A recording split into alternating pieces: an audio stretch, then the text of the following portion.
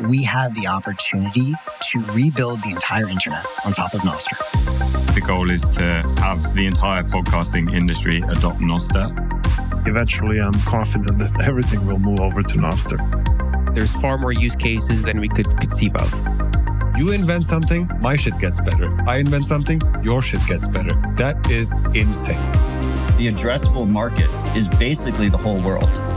This is the thing that we're going to use to take down big tech and these centralized institutions. This is it.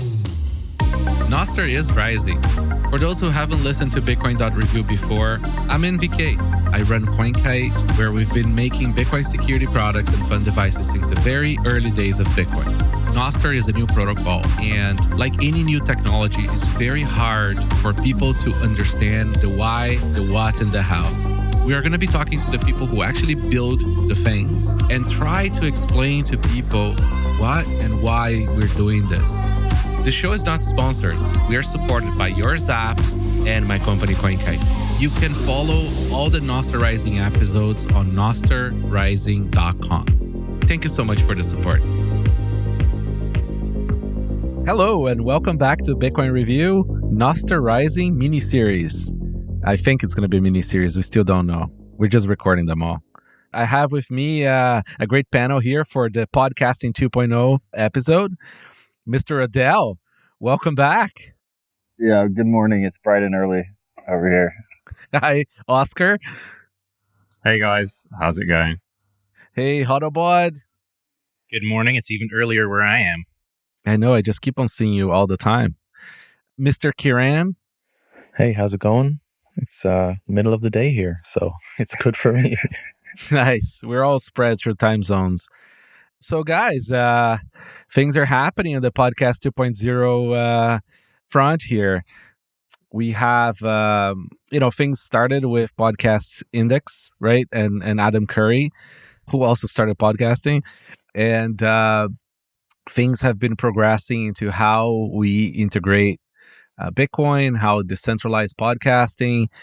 And I wanted to bring people who are working on it, podcast host, and sort of like get down to it. I think, Oscar, I know we just had a show where we talked about a bit about that, but I think you're kind of like ground zero for Podcasting 2.0. And why don't you sort of like walk us through quickly, like, what are you doing to sort of like become Podcast 2.0? What is it? Yeah, sure. I'll give a brief overview of the Podcasting 2.0 project, just for anyone that doesn't know the history. So yeah, Podcasting 2.0 is a open initiative set up by Adam Curry and Dave Jones. Adam Curry, who was one of the co-inventors of podcasting back in the day. And the Podcasting 2.0 community, because it's an open community, has two main goals. The first goal is to keep podcasting open. We've seen big tech companies like Spotify and Apple more and more try to close off podcasting and turn it into a walled garden like YouTube. And Adam and Dave recognized this a few years ago. We'd see more podcasts getting taken down and deplatformed. And so they set up Podcasting 2.0 to help prevent this. And part of what they do is maintain an index of all of the podcasts that exist. That's called the Podcast Index. And that means that if Spotify or Apple were to turn off their APIs for app developers, they can switch to Podcast Index and continue to access all of the podcasts. So that's one half of it, is about keeping podcasting open. And then the second part is to actually extend open podcasting and bring it into the future by adding new features and tags to the actual podcast specification. So what makes a podcast? And there's been a bunch of things that they've proposed, or the community's proposed over the past few years. Things like the transcript tag, the person tag, the chapters tag, the live item tag, and there's a bunch more. So those are the two goals of Podcasting 2.0. And I guess where we're at right now as a community is it's been going for about 2-3 years. There's a bunch of podcasting 2.0 apps that have implemented a bunch of these features, including Fountain. And some of the hosting companies are starting to adopt these tags and adopt some of the features as well. And obviously, one of the tags that is most exciting is the value tag, which allows a podcaster to essentially insert a Lightning node pub key into their RSS feed and receive payments in an open way from any podcasting 2.0 app. So yeah, that's kind of where we're at as of today. Very cool. I guess like you guys are the only one so far doing Nostr integration, right? Yeah, that's right. There's been a goal within the podcasting 2.0 community pretty much since the beginning to create cross-app comments, because one of the amazing things about podcasting is that if you don't like a specific app, you can just switch to a different app and bring all of your shows and all of your episodes to the new app. And that's what kind of keeps podcasting open. But obviously, media on the internet over the past 10 years has become much more social, and any media experience that isn't social kind of falls down a little bit from a product experience. And that's why we've seen many podcasters, move to YouTube, upload their podcasts to YouTube, even if they don't support video. And they do that so they can get access to things like the comments. So yeah, there's been a goal within podcasting 2.0 to achieve cross-app comments. And when Nostr came along, after looking into it, I was pretty convinced that that was the way to go. So another bit of the backstory is Fountain had comments, and we also turned the boosts, which are the payments to podcasts, into comments. We had this mechanism before Nostr existed. It was just, centralized proprietary commenting system that existed within the app. But we've always wanted to find a way to allow the boosts, the comments, the replies to travel between the apps, because that's such a amazing experience. That's always been the problem, right? Like that was the bad part of the experience, was the fact that, and that actually prevented me from participating too much on Fountain, was the fact that I'm producing even more content, right, by replies and things, and they're all stuck in this platform. Like nobody else can see, none of the user base can see.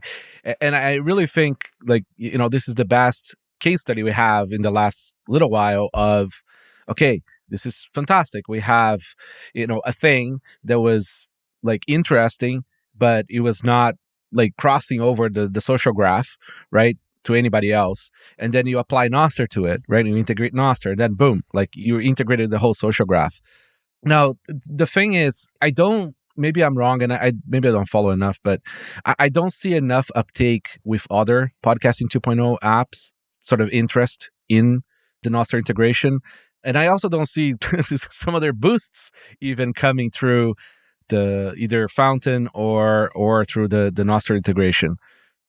Yeah, so I think the goal is for, at least for me, the goal is to have the entire podcasting industry adopt Nostr. I think it solves a problem for the podcasting industry, which is they lack social features. Podcasters are moving away from only using RSS because there are no social features, and Nostr provides those social features in a way where it can work with what is a very fragmented podcasting industry across hundreds of apps, hundreds of hosting companies. So it's definitely our goal to get the other apps on board, and I think they will. I think it's still very soon. We only launched the Nostr integration a few weeks ago. I think the other app developers are looking at it.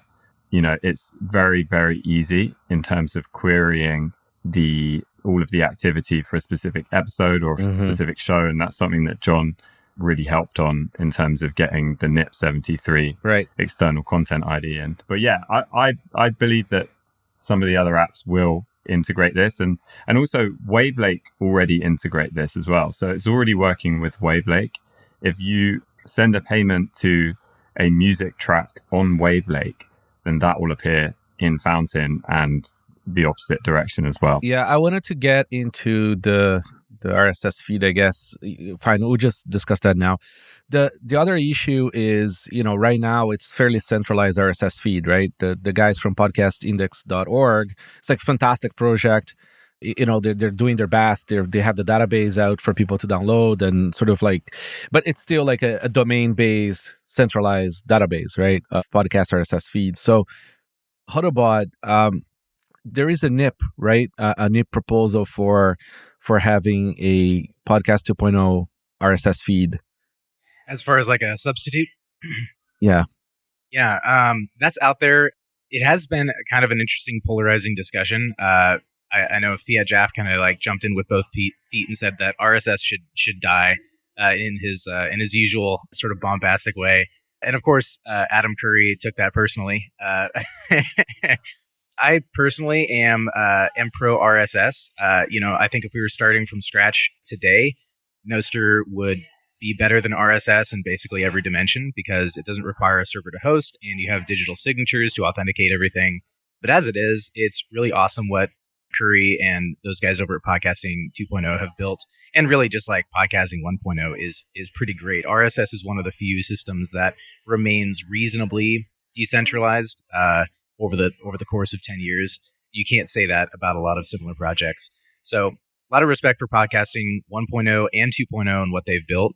And so I think our task as Nostr developers is not to replace that entire ecosystem, which would be a giant lift that, we're already trying to replace a whole bunch of other ecosystems. There's no chance we've got bandwidth for that, but to complement it and to bridge it. So what Oscar is doing with bringing in the social dimension onto the centralized RSS stuff, that's the really big lift and the thing that's going to move the needle right now. But there have been some proposals. One person I'd like to mention too is Fanfares. Arcanox went to work for them a few months ago, and they're trying to build a podcasting product where you actually publish to Nostr. So that project is in the works. And one cool thing that gets you is they're trying to do Zap Gates, which allows you to unlock content in podcasts automatically using Zaps. But kind of the bridging part is something that he's created as in terms of NIPS. And what that does is it embeds a Nostr event into your podcasting RSS feed in order to authenticate a pub key that represents the podcast's identity, and that allows for kind of an anchor point from which to extend the RSS based podcasting 2.0 stuff and sort of start to incrementally decentralize. And I think that's a really good approach, especially alongside of what Oscar's been doing with Nostr comments that are interoperable. Because I don't know if you said it, Oscar, but one of the really amazing things that Nostr brings to podcasts is that boosts are centralized and they don't show up across different apps because they are authenticated by the person receiving them, whereas Zaps can actually show up in multiple different places. Now, they're still ultimately authenticated as real payments by the person receiving them, but they're at least something that you can fetch from the wider network. So that's a huge step forward. I mean, as long as we're not doing lightning messaging, I'm okay. That was the original problem with the boosts. Mr. Odell, you clearly have something to say. Look, so the reason Podcasting 2.0 exists is because at first everyone thought the evil enemy of free podcasting was going to be Apple.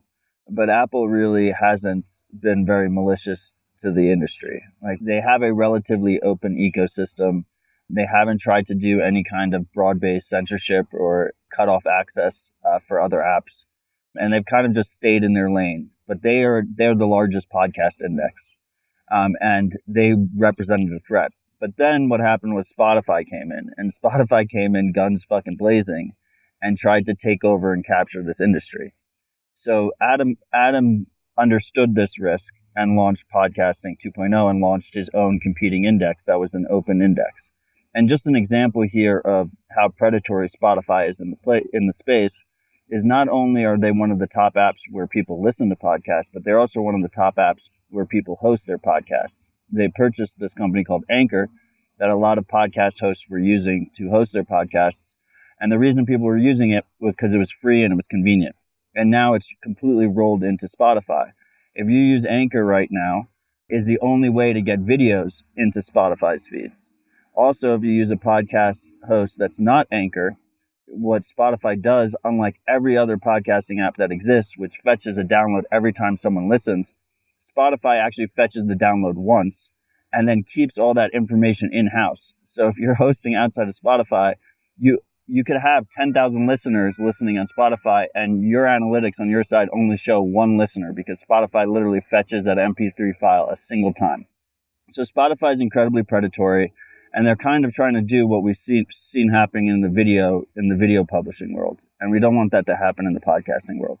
So I think having a completely centralized alternative host was an relatively easy thing to stand up. It's obviously already compatible with every other app. But I think the goal long term is to kind of move ourselves away from that direction. And I think what Hodlbod is mentioning there is a really productive step forward, which is this idea that we can be using RSS feeds, which are compatible across every single podcasting app. I mean, a lot of people still listen through the Apple Podcast app, period, if you look at analytics. So it's still compatible with Apple, it's still compatible with Spotify, but you can mix that with Nostr events. And in the future, other apps can fetch directly from Nostr relays rather than even hitting an RSS feed.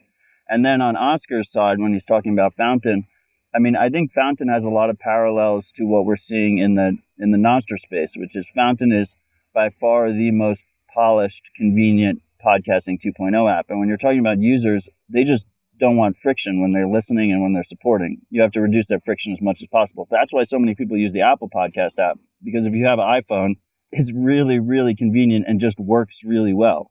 It integrates with your car. It does all these different things that just make it a very good listener experience. And he's done a really good job with that on the podcasting 2.0 side. And why do I bring this back to Nostr is because it's something we're seeing with Nostr clients, which is a situation where if you have one or two clients that are way more convenient and way more polished to use, the overwhelming majority of the user base goes there.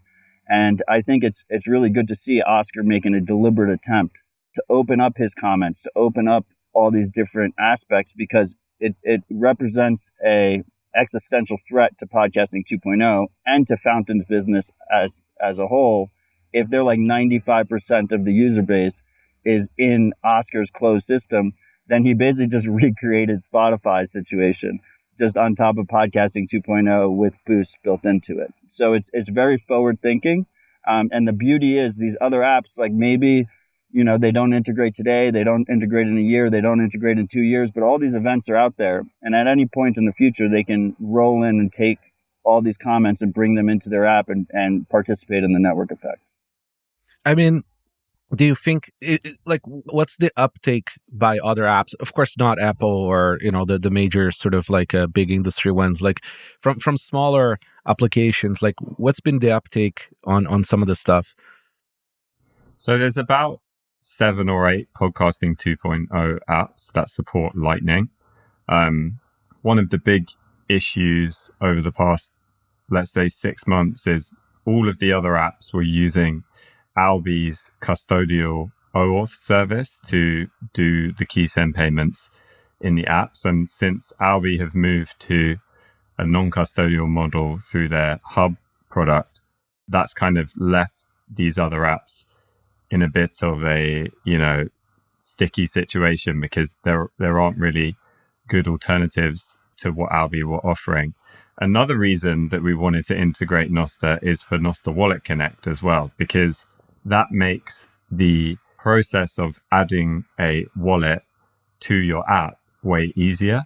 And I think that is actually going to be a big appeal to the other podcasting 2.0 apps in terms of why Nostr. It's not just that you get the comment data and the boost data traveling between the apps. It's also, hey, you can integrate a wallet. You can allow people to bring their own wallet through this thing called Nostr Wallet Connect, which is, you know, in many ways, it's easier than an OAuth integration anyway on the mobile side. So, is it already working? Can I connect? Is this primal support Nostr Wallet Connect? No, not yet. Okay. I was just going to say that's not even getting into eCash. Pablo's created that's right. We can get there later. The eCash, the Nostr wallet, which might reduce the friction for users even further. Right, because it is a challenge, right? Like there's a lot of chicken and egg problems with like Lightning and major markets, right? Like people just don't have a Lightning wallet, and then if you're the show, you don't want to run a node, and then you need a Lightning wallet, right? And then everybody ends up at like Strike because it's the only one that really works. Yeah, the key here is, and this is another similarity with podcasting 2.0 and Nostr, which is the difficulty of working with Lightning in a self-custody way, right? Yes. And Oscar got around that by, signing a deal with a custodial wallet provider that is fully regulated. And he's able to do that as a company, right? But I think a lot of us, my favorite podcasting app, period, before podcasting 2.0 is AntennaPod. It's completely open source. It's highly efficient. It works really well. The AntennaPod guys have been talking about wanting to integrate podcasting 2.0 payments forever. It's been like rumored. It's been discussed. There's been some open discussion about it. They're never going to run a custodial wallet. Like an open source podcasting app can't stand up custodial wallet infrastructure. But if they can use something like Nostr Wallet Connect and relatively easily implement it and let the user come and bring their own wallet, it'll never be as polished as a integrated custodial wallet. Like, let's be clear there. But at least it would be a relatively low-lift thing for them to implement without having any additional regulatory overhead. And they can push that over to the user. And that user could be using an eCash wallet. That user could be using any type of Lightning wallet. And they can easily make payments through the app. If we're being very honest, the market for self-hosted Lightning is going to be minute, right? Like very tiny, right? Majority of Lightning will be custodial. So, making it easy to integrate with the custodial options out there is a huge deal, right? Like we can get going, at least. I have a feeling that Cashew is going to probably resolve a lot of the non-custodial needs of Lightning. It's going to bridge that gap so that the people who don't want to use a custodial Lightning, they're going to end up using Cashew as opposed to try to run a node. It's still custodial. Yeah, but in a different model, right? But the cool thing about Cashew is like an AntennaPod could actually integrate a Cashew wallet. Mm-hmm. Forget about Nostr Wallet Connect. They can integrate a Cashew wallet and still not be the custodian because they can just prompt the user to choose their mint and choose who their custodian is on the back end, and they can just offload that. And that actually probably will work better than Nostr Wallet Connect, just because Nostr Wallet Connect does have a lot of friction. Yep. Like, it just doesn't feel good when you use it, like compared to having an integrated wallet. So maybe that's how, the path we see. Choose your custodian. It also works offline. Yeah, but that not if you're sending to a podcast. It does, because if you do pay to key, if you know the key of the pod, you can do pay to key and it works offline. They just collect later. Yeah, when you go online. But yeah, okay. Yeah. No, but it's cool. It's like, Matt, like when you're doing the zaps, like as you're listening or whatever, right? Like the transactions are being made, right? So that's the cool thing. You don't get to fail. And then they're not being received until you go online. But yes. Exactly. Kieran, I want to bring you in the conversation here. Like, you're building probably one of the most exciting things in the space, which is essentially like a Twitch replacement. Maybe I'm wrong, but like I see it that way from this perspective. And it is an amazing experience. Like, if you try to use Twitch or Twitter or something that has live content and, you don't have an account, right? Like, if you just try to go and participate, it's like impossible, right? For Twitter, you need to send a blood sample to open a new account. On Twitch, it's no different, right? Like, it's very difficult to create an account. And when you create an account, you have a zero content account. Accounts should die, right? Like, Nostr resolves accounts. You bring your identity, you don't create an account. So how's it been to essentially be doing a kind of like a live podcast 2.0, right? Like for now, like a couple of years, pretty much. And, with being the only option for that so far. Yeah, it's been, the whole account generation thing is just so easy, right? You just click generate key and you can interact right away. There's no like email verification or anything. So that's been really great for people just wanting to chat, and it's also been great for people who want to spam. So, people can do what they want in the chat, really. But even for zaps and stuff, like you can zap anonymously. Like, you don't even need to generate an account for that. So there's so many ways to get people to interact with the stream, which you don't get on Twitch, because even on Twitch, they can limit people who chat to subscribers or to follows. And it's just very like walled up for some streamers. Yeah, it's impossible to have live content on the internet without a throw box. Odell can testify to this. It's very clear when I'm listening to his show live. I am definitely in the comments in all caps. It's really cool part of the experience of the live content is this audience participation. Like, that's something that I really miss on my show, but due to the nature of it, I can't. Well, it's because you need it edited because... Yeah, exactly. because you're constantly just censoring your guests. But I do it live unedited.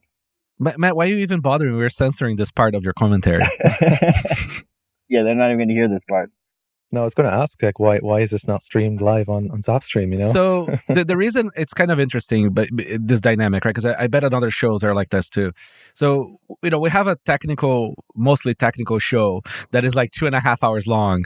So if we can remove gaps and ahs and uns and there and like shorten an extra half an hour of me going and like, it's very useful to the listener. The goal of that show, it's just signal, like it's a boring show, we're gonna put you to sleep and that's it. Like we're doing our own therapy, droning on there, right? And I think there's a lot of shows like that sort of like need that editing. The overwhelming majority of shows are like that. Yes. Well, I mean, on this topic, I think it's important here, right? Because both my shows, both Citadel Dispatch and Rabbit Hole Recap, were very early on the podcasting 2.0 train, and specifically Fountain and Breeze were like the two main apps that came out of the Bitcoin space in terms of trying to enable these payments and push forward podcasting 2.0. And then likewise with Zapstream and the actual live video content, right? Because both shows are live video and then they get published to the podcasting feeds. And I think there's something to be said here that in the early days, it's by far the harder path. Like you get destroyed on network effects trying to move to these new systems rather than focus on like the old world. But as a result, like the only way you're going to get any kind of traction here is if people go all in on these things. Like with Zapstream, for instance, like we've destroyed our YouTube numbers. We literally disparage YouTube on the show, even though it's the greatest top of funnel for us to get, new listeners and new people to listen. But why do you do that? Because if you don't do that, then no one will be commenting in Zapstream. There's no like half-ass way of doing it. Like if you respect the YouTube chat and you respect the Twitch chat, then there'll be very few people in Zapstream. But because we go out and say the only chat that matters is our Zapstream chat, go to rhr.tv/stream, go to citadeldispatch.com/stream and join us in the real chat, we get actual real traction there. Like, I mean, Kieran is oftentimes in there. I've seen you in there many times, NVK. Like, there's actually action going on there. And what I see with a lot of other shows is they offer it as an option, right? But the majority of their chat is in YouTube. With podcasting 2.0, they're like, oh yeah, you can stream sats, but like, we're never going to read your boosts. We're never going to pretend you exist, And as a result, they get really very little traction. While we get a lot of traction on these new platforms, but not nearly as much as we'd get if we just focused on the old world. And so like I think it takes hosts like actually like leaning in and like taking a risk and like making it happen. So like I know the majority of your listeners are more developer types, but also like everyone has a podcast nowadays. Including me. I shouldn't have a podcast. But my point is the hosts have a place here. The hosts have to step off the fucking cliff and actually like push forward to like a better future. Like that actually moves the needle. Every podcast that actually leans in to these new tech, to these new technologies and these new ways of distributing media makes a substantial difference. Yeah, that's why, like, especially bigger names, right? I mean, we're nobody, but you guys have a real show, and with a lot of people who listen to it. I am a ride or die kind of guy. I listen to your show, and I think the biggest problem is friction, right? So, Kieran, like, the biggest problem I have is that I listen to pods from the phone, right? Because that's when I'm with the kids, I'm doing stuff, right? And I want to listen live. I end up back to YouTube because the app works well on the phone. So, and I know you do not want to enter the app stores, right?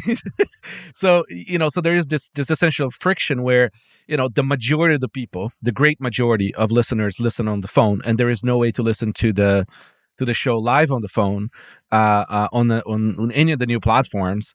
And I want to be commenting. I want to be like trying to help my kids or do whatever I'm doing, like on the phone and commenting on the phone whenever I can, right? So I have a feeling that the biggest issue right now with this is not the new platform, because I bet like a good audience of Matt, for example, is already on Nostr and is already willing to be on Zapstream is the fact that like people can't do that from the phone, and then they're stuck. I mean, you can use a phone. I mean, I use a phone, but it's maybe like more friction than like these other apps that are really well polished. Amethyst has a player and a chat, and I think it plays in the background as well. So you could conceivably like listen to a podcast or whatever, like a live show in the background, and comment. Yeah. Can you zap and comment from? Yeah. What Kieran needs is like he needs just more client uptick, right? And it's like the same thing that Oscar needs in terms of other podcasting 2.0 apps, like actually bringing in the comments and participating in the network effect. Yep. And so like right now there's no major iPhone Nostr clients basically that supports Zapstream. I expect that to change, but the largest one on Android supports it quite well right now. And then Kieran doesn't have to focus on like shipping apps, right? Like people should just use whatever their favorite Nostr client is and have all that information. Oscar, do you have any plans anytime soon to include live feeds and comments? Yeah, definitely. Is it 2 weeks kind of thing, or is it 1 week kind of thing? I mean, probably a little bit further out than 2 weeks. One of the things we got wrong with this Nostr integration is, and I gave this talk at Nostrigo, which hopefully will be on YouTube, but it's hard to migrate an existing social graph over to Nostr. It's technically hard, but it's also hard from the perspective of like change is hard from the user perspectives. Some people don't like Nostr, some people don't know what Nostr is, and some people don't want to have to go and reset up their profile. Wait, but do they need to know even exists? Like they don't need to know, right? Because, if you generate a key for them as a user on the app when they sign up, right? You ask, do you have one? No, you don't. You just create one for them and that's it. Like, who cares, right? They're already on a walled garden anyways if they don't have a Nostr presence with those apps. I think like that's a big sort of like, it's something that because it's so early in the Nostr space that like another devs and like business people in Nostr sort of like miss is that the user doesn't need to know half the time that they're using Nostr. Just do it for them. Yeah, I don't think we got everything right with this release. And I think you guys did great. I mean, it really is good.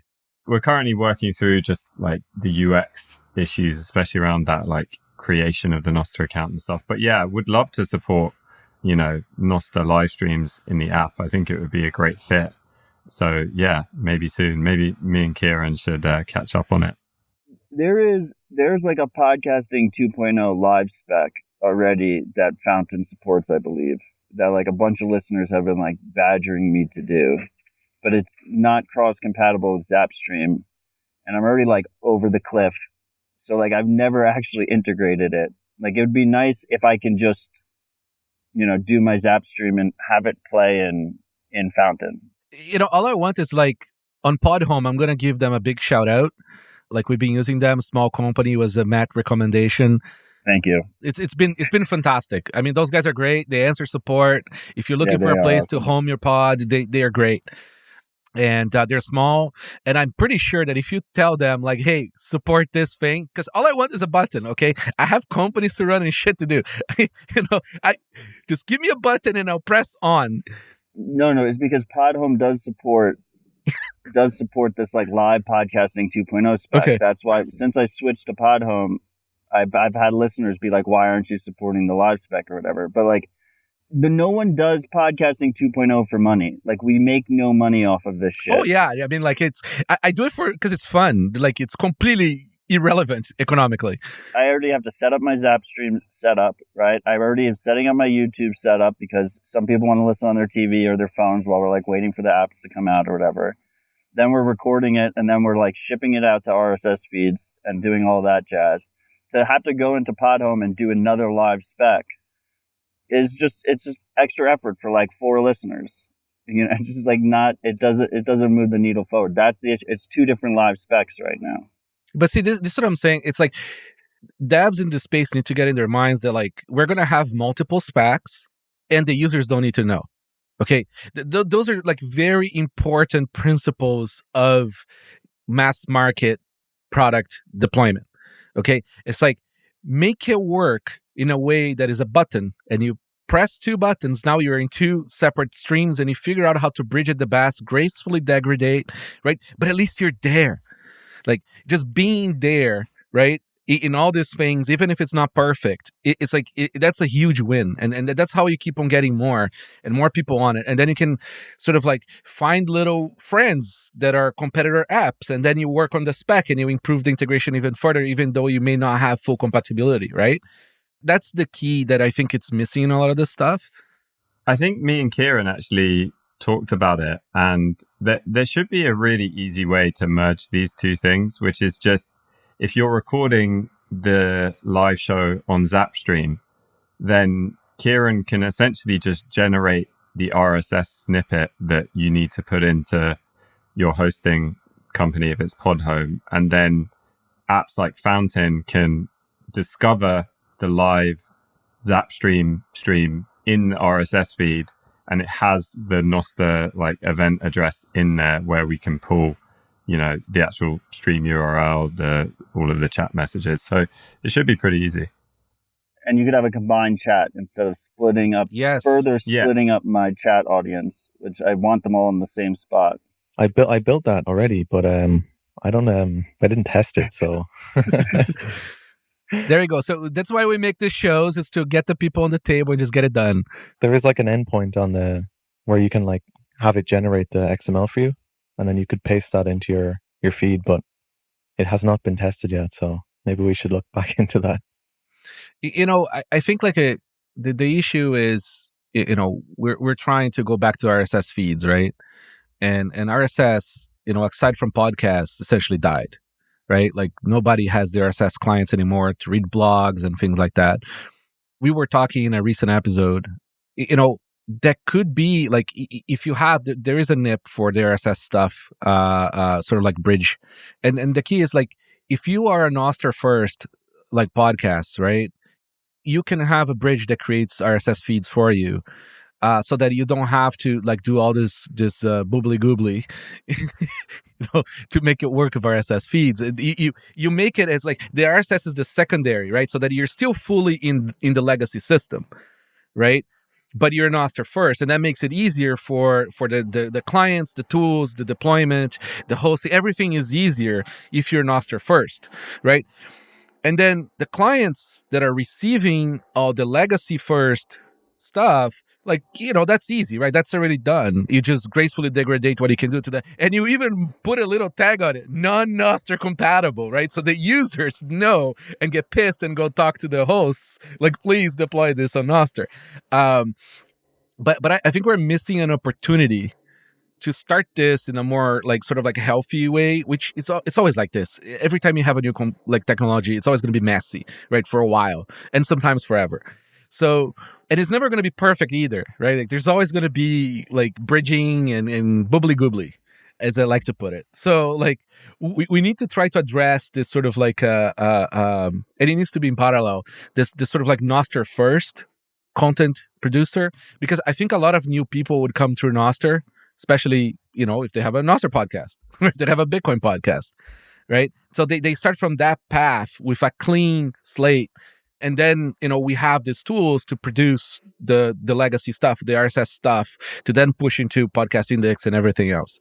And if it's good, people will have uptake, right? Because it will be better. I mean, it is a lot better. I think, though, one thing that's missing there is the amount of Nostr podcasters is going to be small. Yes. And I think what we're trying to do here is bring Nostr and Bitcoin and Lightning to the podcasting industry, where there's hundreds of thousands of podcasters, and they don't intrinsically care about Bitcoin or Lightning or Nostr. Mm-hmm. What they're going to care about is when you show them an incredible product experience. And so I think hosting the content on Nostr in the podcasting world is not important. What's important is coming up with the product experiences that when you show these mainstream podcasters, they go, wow, that's so much better than... Oh, no, I agree with that. But you can't do things in a silo, right? So, like, that's great. Okay, yes, let's go get Joe Rogan to get Zaps, right? That's fantastic. Whoa, right? But the problem is, if we don't build a parallel thing that integrates with the legacy, like, we never get off this shit, because I guarantee you that most of the big podcasts, like, they don't really care. They're not going to do zaps. Legal is going to tell them that they shouldn't take zaps. They're not going to participate in a lot of this. It's like, once you get the big enough shows that may not be as mainstream, like RHR, right, to be Nostr first, the other shows, the people who produce the other shows listen to probably RHR, right? Jamie listens to probably RHR. So then Jamie goes, why is it these guys have this awesome interactivity on their pod? I know they're smaller, so they can do more stuff. Like, you essentially now have the example of what can be done, right? And that permeates over time. It takes a long time. I mean, Bitcoin took a long time for people to not even think you're crazy when you have that t-shirt, right? Like, Nostr just started. So it's just that, like, you have to do both, right? Like, you have a business, you want to raise VC money, you want to make money, right? You want the big audiences to be on your app. I get that. But like, if we don't build the alternative, I think we're doing a disservice, and we don't make that leap eventually. I think that there is something to be said about exclusive content and people actually content creators actually moving the needle if their content is actually valuable.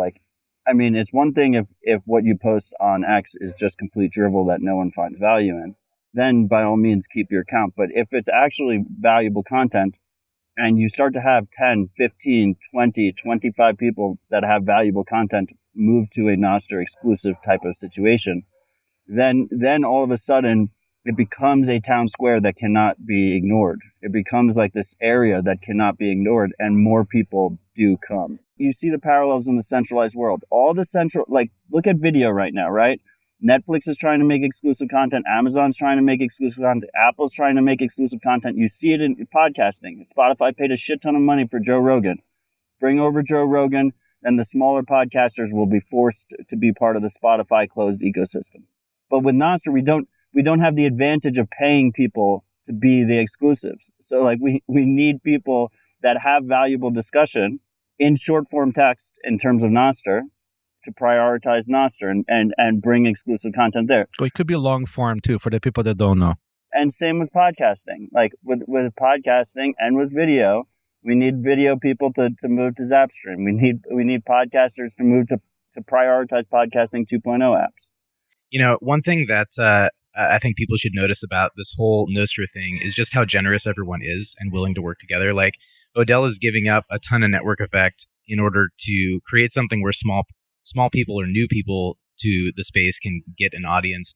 Oscar is giving up vendor lock-in and proprietary data in order to interoperate with people who have not yet built anything. Like, Oscar doesn't get any network effect from opening his platform up, except in the distant future. There's another area where some of this stuff is happening too, which is in music. And I wanted to touch on that before this episode's over. I've been working with Ainsley Costello and Phantom Power Media, and they're trying to create sort of alternative record label sort of thing. They're trying to get away from the record label term because of all the intellectual property rights kind of law that goes along with that. But they basically want to allow musicians to own their own music and then receive payments directly. And that is a movement that is beneficial for the small players because, right now the music industry it's a long tail and a really concentrated minority. And, it's partly because of Spotify and how they take advantage of artists. And, they have a bunch of people who are just kind of starting their careers, who aren't super well known under their brand. But once you get some of those medium to larger things, it becomes this sort of, snowball effect.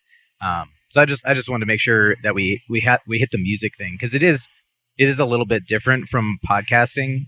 RSS works well enough for podcasting. It was designed for podcasting, but music does not work on RSS because you can't do albums or collections or collaborations or anything like that. So I think Nostr has a lot more to offer musicians.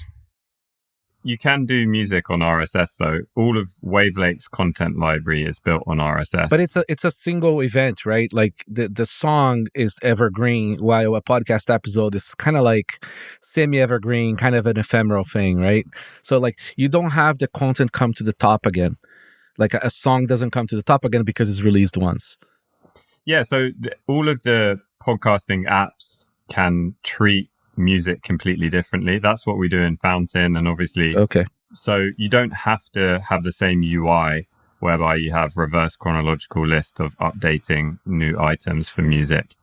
And I think like the question of exclusivity is something that's really interesting. And I think, you know, I don't like exclusivity, although I agree with you, Matt, that it does work as a tool, but it has two really negative effects. One is that the information is locked away and it can't reach new people. You talked about YouTube as the top of funnel. And I think what's cool about podcasting is that it's not locked down by a walled garden, which means that you don't have to go exclusive on Nostr. You can continue to reach your existing audience and you can have a better experience with better product features on Nostr. And I think if we make those product features good enough, if we really wow people, then people will switch over to the listening apps that have the Nostr integration. But what's cool is that you'll still get discovery and top of funnel through the legacy apps. An example with music here is the music shows, where podcasters can insert tracks into their episodes, and at the moment that the song is playing, the payments switch and go to the musician. Like, that experience is so much better with the Nostr social layer on top of it. But the fact that you can still listen to one of those music podcast episodes in Apple Podcasts or in Spotify means that people can still share them around, and you can still go viral on Spotify. You know, you can still go viral on YouTube. You can still go viral on Apple Podcasts. And when people hear it there, they'll hear the boost segment at the end, and then they come to Nostr. Yeah. So like one of the biggest lessons I got from being in Bitcoin this long and sort of like trying to give people Bitcoin, trying to convince people to use Bitcoin, it's like, don't try to convince anybody to adopt the technology. That is like listen, with the devs, with the with the crazy people, right? It's fine. But generally, as a rule of thumb, is like trying to convince people to use a new technology or shaming them into it is pointless.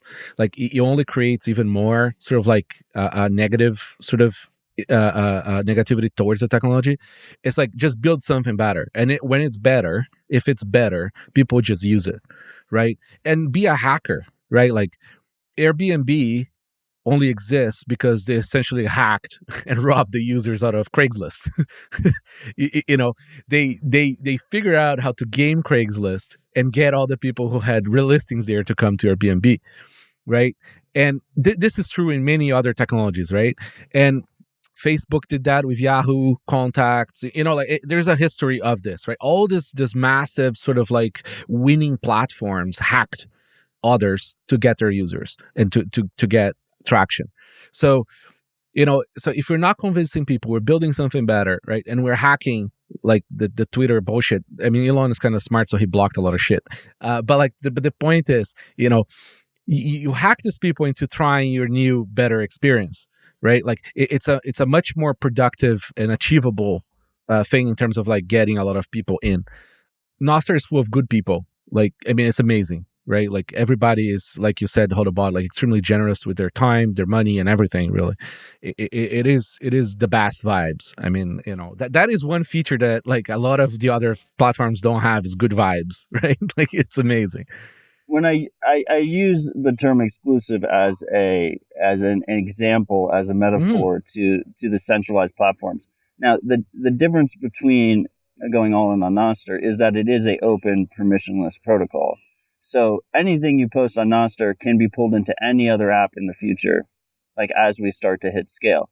Now, with podcasting, it was nice that we had a generally open protocol to begin with, right? So you're able to dip your toe into podcasting 2.0 and still hit all the other apps, which is just fantastic. And it's one of the reasons why podcasting in general is just a great medium and has continued to be a great, relatively open, free medium. Now, in like short form text social, that has never been the case. We've never had a generally open protocol. So when you post on Twitter first, or you have your Twitter drama, like you are literally feeding the beast. Like you are feeding Elon's closed wall network effect. And every single Bitcoiner that is doing that is basically being Elon's product for him and continuing his network effect. So I do think it does move the needle in terms of, bringing your drama to Nostr, bringing like actual interesting technical discussion to Nostr, and that's where it happens, and Bitcoiners will move there. We used to be on Bitcoin Talk, then we used to be on Reddit, then we created Bitcoin Twitter. Yep. There was like 100 of us that effectively created Bitcoin Twitter. If 20 of them move to Nostr, it will make a substantial difference. With Zapstream, with stuff like Zapstream, it's like, yes, we still can have the YouTube audience, right? But let's be pragmatic here. Let's be honest here with the situation. And we'll never be able to compete on YouTube with the YouTubers that do all the algorithmic bullshit that prioritize YouTube first. That's what they want. We get a piece of it, but as long as we're not open mouth faced, super chat people that are like fully prioritizing YouTube, we get crushed in their algorithm. Right? So it's like you kind of get it, but it's not the same as podcasting by any means. Like if you prioritize Zapstream over YouTube, you're getting a tiny little fraction. And with RHR, we get a little bit of the benefit because Marty, with his TFTC show, does a lot of the open mouth bullshit algorithmic stuff, and RHR just shares the YouTube feed. But Citadel Dispatch is a better example. Like when I post on YouTube or whatever, it's like the ride or dies can play it on their TV app is why they have it. It's not, I get no algorithmic feed benefit out of posting to YouTube because I refuse to do like and subscribe and open mouth and all the bullshit that is required in order to feed that beast that is YouTube. So there's like little different nuances depending on the media. But the beauty of Nostr is that it is open and all these different apps can eventually, as we start to crush Spotify will be forced. They will have to start pulling in Nostr events if they want a piece of that network effect. Otherwise, they will not adapt and they'll die. Yeah, I think an interesting dimension to this is that getting people onto the platform is building. Like it's sort of a false dichotomy to say like we don't need to sell, we need to make a better experience. Well, the better experience is people being on the platform or on the protocol because most of the benefit of Nostr is network effect.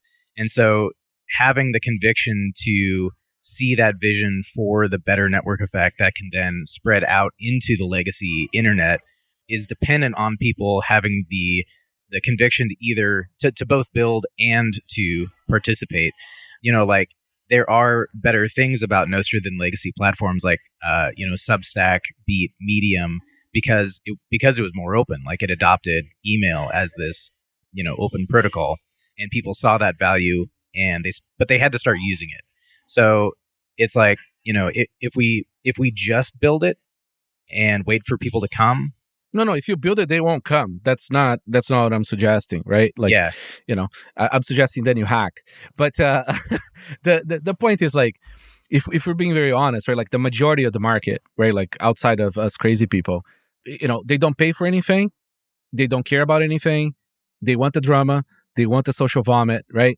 So like it's there's a different reality, right? When you like the mass market stuff, like hopefully we can covertly give people freedom and a better life, right? Like it's like we're going to build the better tools, building a better system that gives people a choice to sort of like avoid a lot of the bad shit that's out there too. But anyways, like this is like we can have a whole episode about this on the Pod 2.0. I'm sure we will. Wait, Wave Lake is an interesting example here, right? Because Wave Lake. So with podcasting, right, it's you can make a shit ton of money on the advertising model. And like you don't even have to be that huge of a podcaster to make a decent living off of the ad model. And so podcasters that move to a purely audience funded model are often taking a financial hit. It's the harder path to take. Now with music, it's interesting because with music, if you're not like one of the top 100 artists, like you're just getting killed. You're getting crushed. You're like making no money whatsoever. So on Wave Lake, we've seen a lot of artists that have absolutely nothing to lose, like this beautiful like grassroots movement of moving to this value for value model where you provide everything out there for free, and then your audience can choose to support you and pay you directly. And a lot of these smaller artists are not only getting larger audiences because of it, of diehards, they're also getting more money than they would be getting otherwise. And I think it's relatively safe to say that over like a 5-year, 10-year, 15-year time scale, like the Wave Lake model will start like this beautiful grassroots movement where it'll come from the bottom up, right? And there'll be some artists that get discovered through Wave Lake and then stick with it and stick with the value for value and get quite big. Now, the question is the only thing more scarce than Bitcoin is our time, right? And if you wanted to supercharge that movement, like getting a Kanye or getting a Taylor Swift or something to switch to the value for value model would hypercharge that adoption time period, right? And I think we see a similar thing with Nostr. It's like if with Nostr short form, like if you're a small participant, like you're pretty much fucked on Twitter. Like on X, you'll never get an audience there. And we even see big Twitter accounts like Peter Rizzo or whatever that like algo hack, and like it's just engagement tweet after engagement tweet, and he gets like sponsored by Casa. Like his tweets are sponsored by Casa, or they get like a piece of their blue check ad revenue from Elon, and they get paid for it. And those large accounts will be like probably the last movers. But if those large accounts do come over to Nostr sooner rather than later, it hypercharges and pushes forward the time scale that takes for this adoption.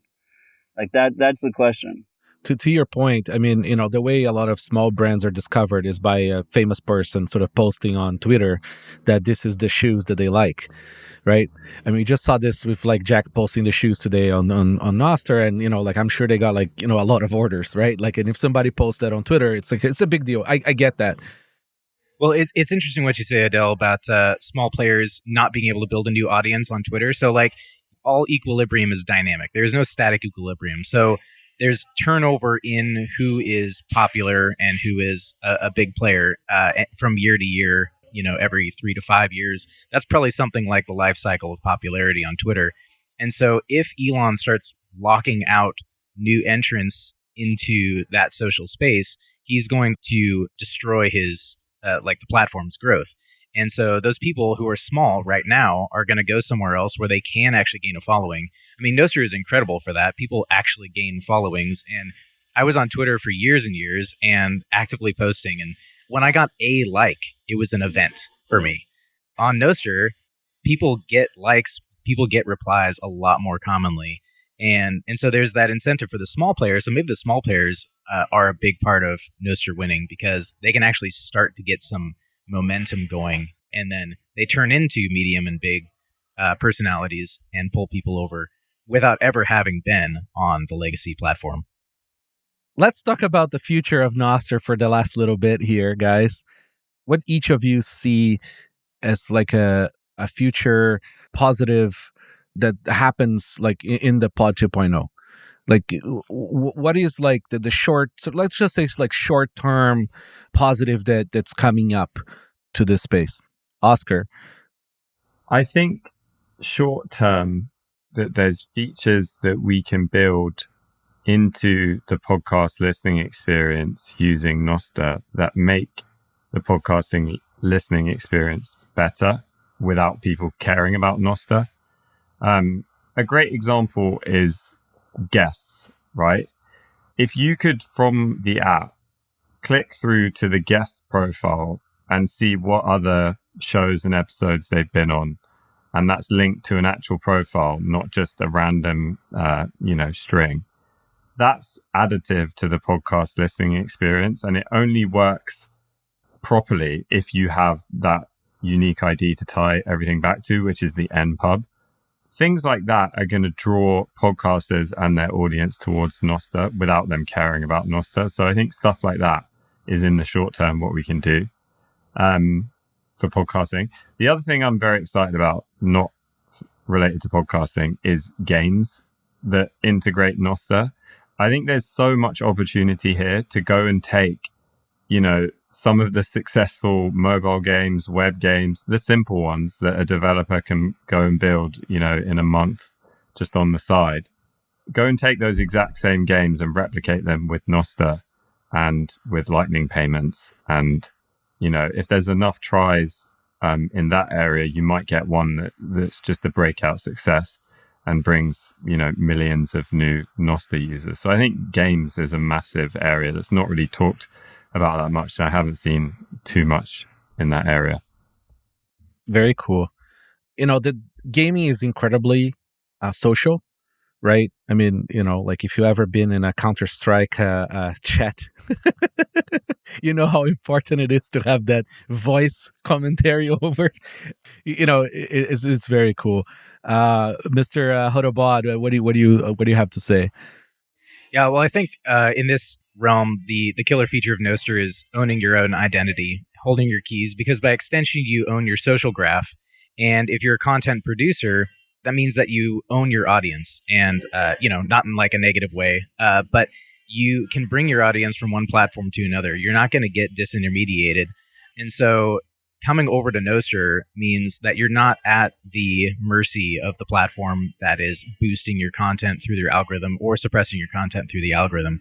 And that just makes for a much more sustainable and also weird sort of content landscape. The internet used to be weird, and the internet is boring now. And so, yeah, I mean, keep Nostr weird, make the internet weird again. That's what I would say. Yeah, it definitely is something that it's being lost. Bring GeoCities back. Odell, what do you think of the short-term sort of like future of things here? So, I mean, I have Podhome open right now in my analytics, and it's important, once again, to remember that Spotify is not counted in any of these numbers because Spotify is just a single download, and they keep all their analytics. Jesus, that's totally new to me. They keep their analytics to themselves. But so my guess is Spotify is around 40% of my listeners. So just keep that in mind, but that's a complete guess. 32% is Fountain. So my number one is Fountain if you exclude Spotify. Then my number two at 22% is Apple Podcasts, and 14% is Pocket Casts. Then 9% is Overcast. Then 6% is AntennaPod. Then 3% is Ruby, and 2% is Podverse. I think Podverse is the only one I've listed there out of those numbers that is actually podcasting 2.0 capable. So I think it's a similar situation we're seeing on the Nostr side, which is we need content people to prioritize this stuff, and then we need users and we need audience, and we need more apps that support this in a first-class, convenient way. And the single biggest existential threat to podcasting 2.0 is really just Fountain's domination. And I like Oscar has done a very good job of trying to open it up and make it easier for new entrants to effectively compete with him. But I think it will greatly benefit Fountain long term if there are more clients that support it. Obviously, we can supercharge this if some of the heavyweights that already exist, like the Apple Podcasts or the, who did I else say, Pocket Casts, stuff like that, AntennaPod, like if Overcast, like if they support it, it will move the needle way quicker than just completely new entrants coming in. But we need apps and we need users. And it's going to be a slow, long grind with little blips in there as like heavyweights get involved in all those. Matt, check this out. So Fountain first for us, Overcast, Apple Podcasts, it's third. It's kind of funny. It's like if you want a nerdy audience, like, and it's 97.13 mobile. Yeah, everyone's mobile. I'm 95% on mobile. Yeah, I don't know how they count the TVs. Do they count TVs? Smart TV is like basically 0% for me. Smart speakers like 1%. It's almost, and then let's remember, like on your audience too, is like probably like 30% Spotify or something that you just don't see it. Yeah. Spotify is the only one who knows the full analytics. Wow. It's weird. I think I'm going to delist from Spotify. that crossed the line, and I don't care about audience, right? So like I don't care about like, big. We'll do it after the show is released because I want this to go to a larger audience. Like, so the point of this mini series is like we have like a momentum that happened in Nostr recently, right? Like people, we were in a little bit of a lull. People were getting grumpy and like and like a little unhappy with how things were growing. And there's a momentum that grew. So like we wanted to make a little mini series of like what's kind of like different little areas of Nostr for people who are not part of Nostr to listen to, right? So that's sort of like, and then release it as like a bit of a little whole mini series. Anyways, Kieran, what do you see like in terms of like positive short term? Yeah, short term, it's like, trying to focus on those pull factors is kind of where I am definitely with Zapstream. It's like we have this platform that is, pretty good. Like people can easily start streaming. They get the comments, they get the social graph, and we're trying to make it like really simple for people to just generate a key. And we kind of don't explain a lot of like what Nostr is when you sign up. That's great. It's just like, hey, here's your key, make sure it's safe. And then kind of you're free to go. But yeah, trying to focus on those kind of pull factors and just make them really as smooth as possible.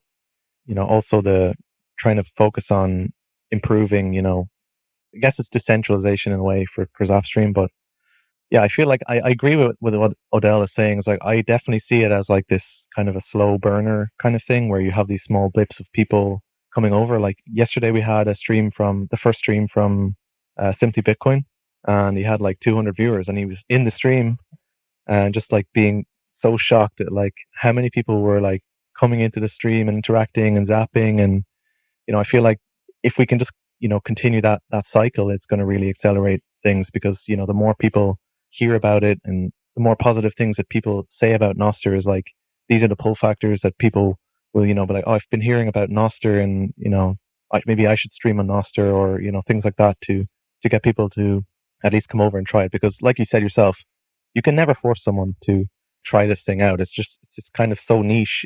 And when you try to tell them about zaps and lightning wallets, it's just like this whole mountain of, climbing and friction basically.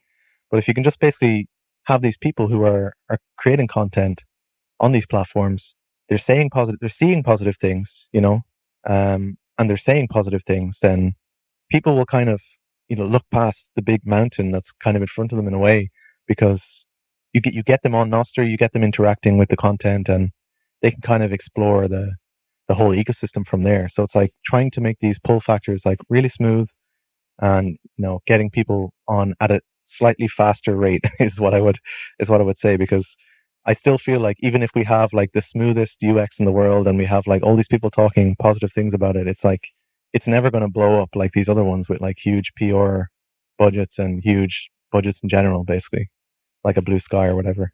I think that's more like I don't think we have to worry too much, because there is one certainty here, is that all the other platforms are going to censor more, and they're going to kick more people out, and it's going to get a lot worse.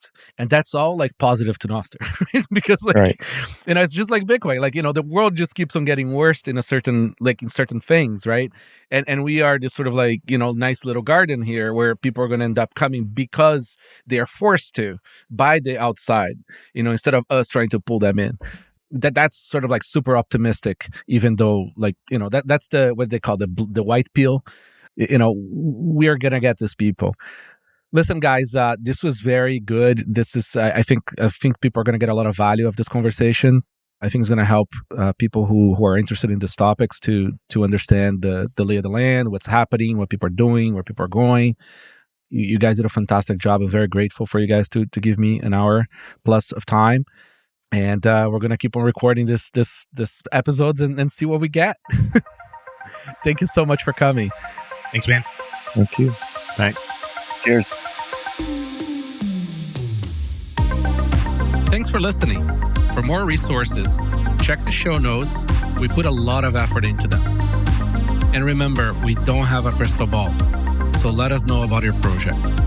Visit bitcoin.review to find out how to get in touch.